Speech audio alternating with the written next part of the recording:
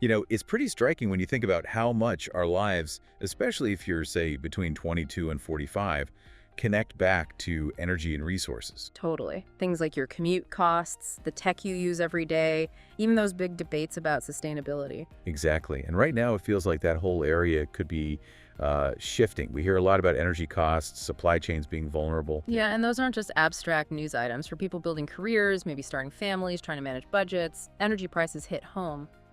And resource stability. Yeah. That affects everything from getting the latest phone to, like, the industries we actually work in. For sure. So today we're doing a deep dive into a brand new presidential order. It's titled Unleashing American Energy and Resources, and it was just signed January 20th, 2025. And the core idea really seems to be boosting energy and mineral production here in the U.S. It talks a lot about tackling regulations and promoting certain policies. Right. And for this deep dive, our source is the official text of the order itself. That's what we're working from. Yeah, and just to be clear, our aim isn't to, cheer for this or argue against it. We're here to unpack it, understand the arguments it makes, pinpoint the main policy changes it's putting forward, and basically give you a straight look at what's in the document. Exactly, because these changes, well, they could ripple out and affect you pretty directly. Think energy bills, maybe job markets shifting, the tech we use, EVs, obviously, but other things too. And even bigger picture stuff like national security. It all connects. So let's get into it. What's the basic why behind this order? What reasoning does it give? Okay, so the order starts by laying out its case. It claims that recent regulations, which it calls burdensome and ideologically motivated, have basically held back the development of American energy and resources. Held back how? Well, the argument is that these regulations led to less reliable electricity, it became more expensive, job creation slowed down, and just general energy costs went up for regular people. Okay, so the premise is regulations bad for development and costs.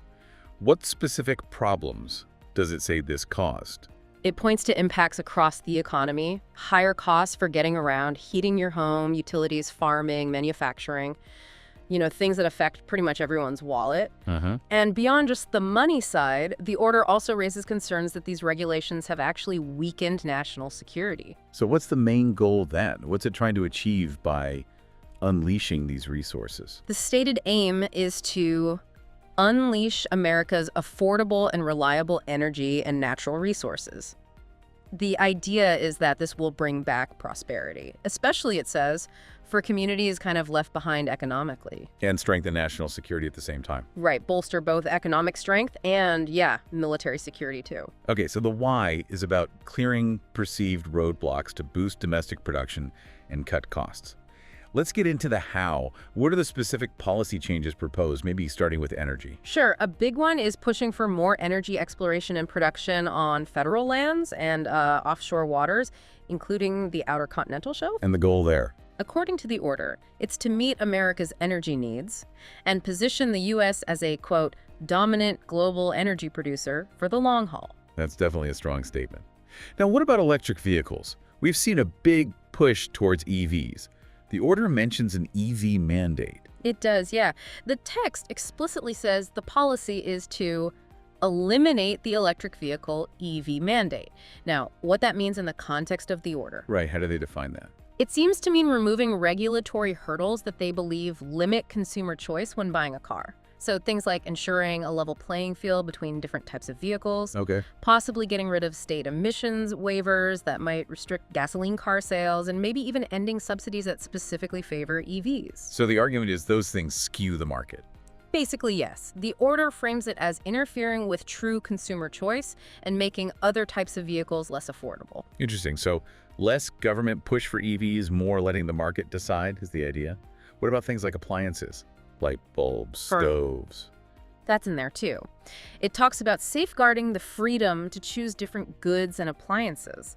It lists light bulbs, dishwashers, gas stoves, even shower heads as examples. And the reason? Promoting market competition and innovation, again suggesting a move away from rules that might limit what's available to buy. Okay, so a definite theme of energy independence and consumer choice there. Now, the order also talks about minerals and manufacturing. Critical minerals seem to be a really hot topic lately. Absolutely crucial. The order sets a goal for the U.S. to become a leading producer and processor of non-fuel minerals, specifically mentioning rare earths. Why the big focus there? Several reasons given. Creating American jobs, obviously. Strengthening supply chains for the U.S. and allies, which is huge for tech and manufacturing, where a lot of our listeners work. Makes sense. And also significantly reducing reliance on what the order calls malign and adversarial states for these essential materials. That definitely touches on major economic and security nerves.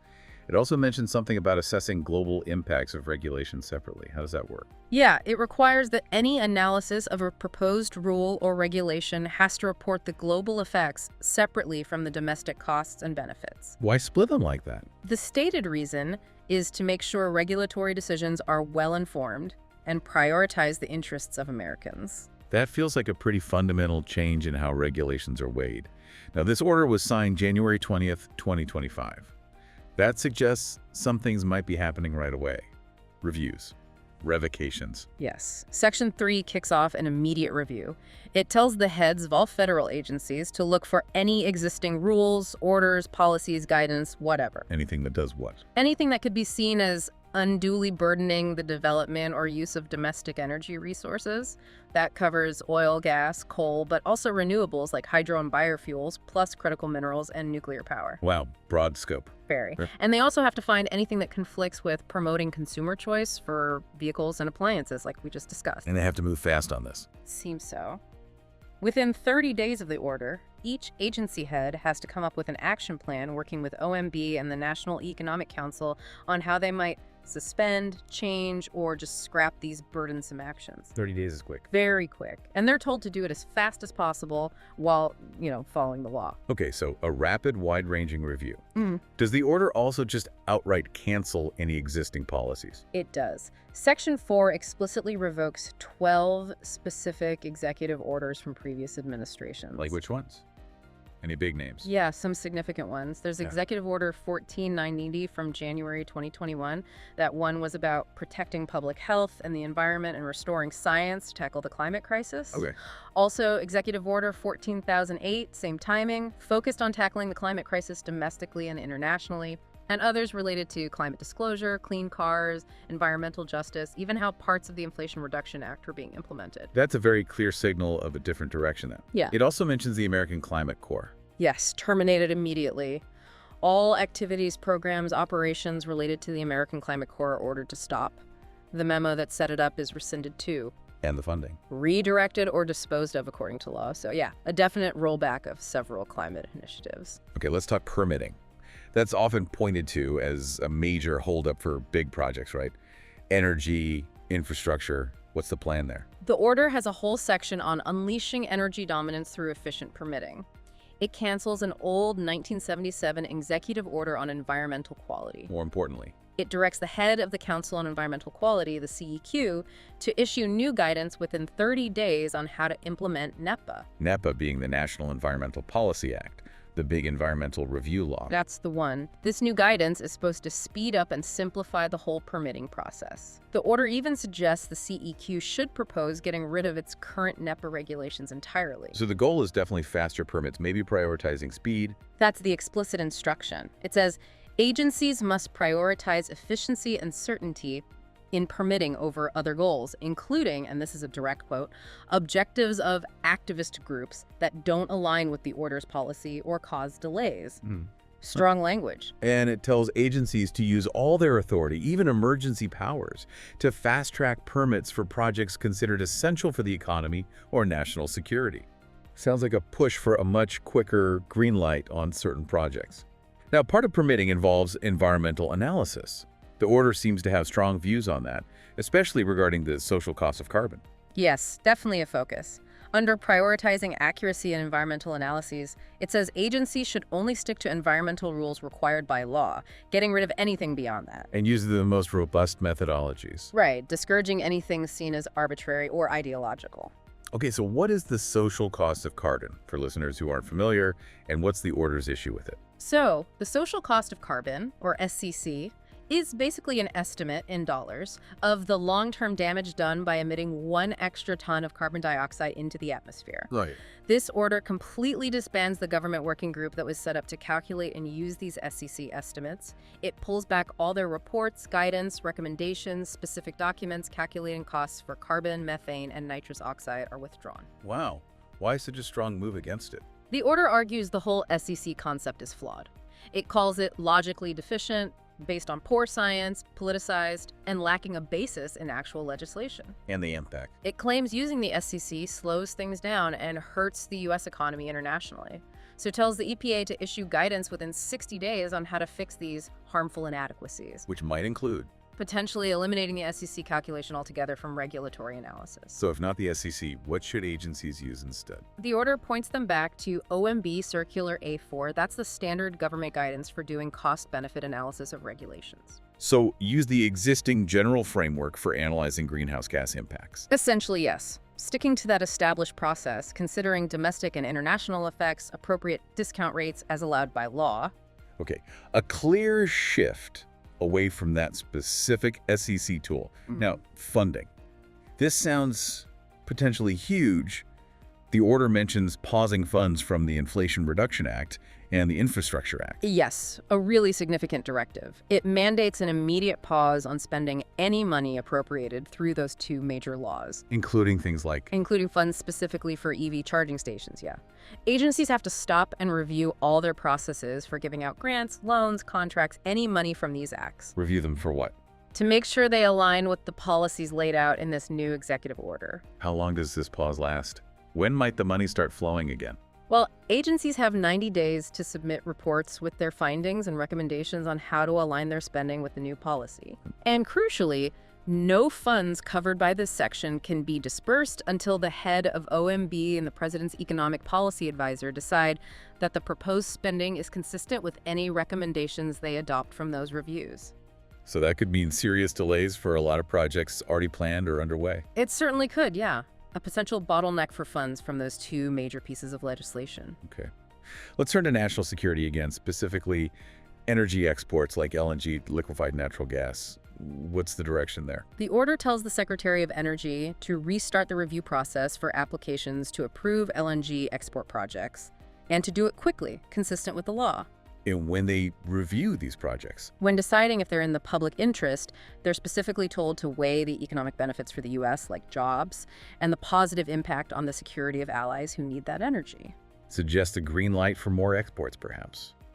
What about projects already approved that maybe need changes? For refinements to already approved deep-water port projects for LNG export, there's a specific process laid out involving the Maritime Administration, or MARAD. How does that work? Within 30 days, MARAD has to check if the proposed changes are likely to cause significantly different negative environmental impacts compared to the original approval.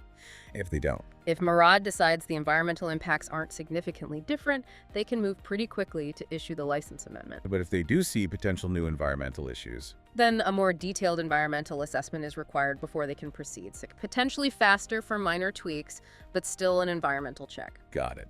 Okay, finally, there's a whole section on restoring America's mineral dominance. What's the focus here? This is all about boosting domestic mining and processing of non-fuel minerals, the stuff critical for electronics, batteries, defense systems, you name it. How does it plan to do that? It directs agencies to find and revise any actions that create undue burdens on mining and processing here at home. It also calls for reassessing withdrawals of public land from mineral development, potentially opening those areas back up. What about finding new sources?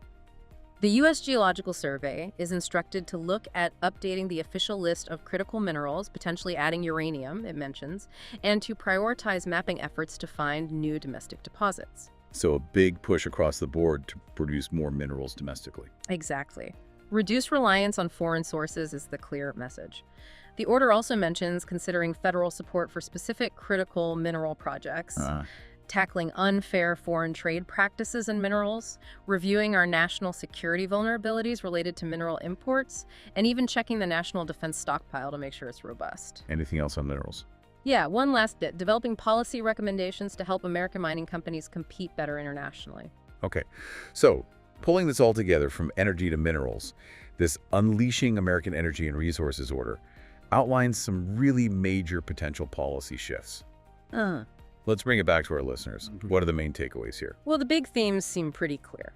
A strong push towards deregulation in energy and mining, a heavy emphasis on boosting domestic production, national security woven throughout as a key justification. And changes to environmental reviews. Definitely. Changes aimed at speeding up permitting, and a significant reevaluation of climate policies and related government spending, like the SCC and the IRA Infrastructure Act funds. And connecting back to where we started, how might these potential changes actually touch the lives and futures of people listening, especially those in that 22-45 range, building their careers and finances? Well, these shifts could have real, tangible effects. Energy policy changes might directly impact what you pay for gas or electricity. The approach to EVs and charging infrastructure could shape your future transportation choices and costs. The focus on domestic minerals might create jobs in some areas, but it could also affect global supply chains for the tech and goods we all rely on, impacting prices and availability. And the bigger economic and national security picture affects everyone's overall landscape, right? Absolutely. It shapes the environment we're all living and working in. It's definitely a lot to think about as things potentially unfold. So after this deep dive into the text of the Unleashing American Energy and Resources Order, maybe the question for you, the listener, is this. What do you see as the biggest opportunities and maybe the biggest challenges that could come out of this new direction?